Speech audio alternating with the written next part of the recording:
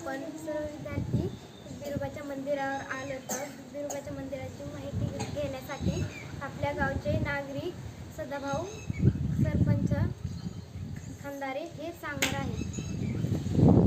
आता खऱ्या अर्थाने आपल्या या कार्यगावच्या विठ्ठल बिरोबाच्या दैवतावर आपण या ठिकाणी आलेलो आहोत आणि हे आमचं या गावचं कुलदैवत आहे.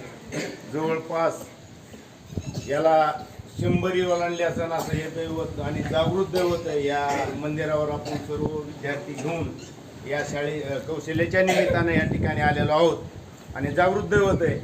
तर या ठिकाणी आपण गावाच्या वतीने काही खूप मोठा परिसर केलेला आहे. बाहेरून कटाडा दिलेला आहे, वरती स्लॅब आहे आणि पाठीमागं मंदिर असं शिखराचं मंदिर बांधलेलं आहे.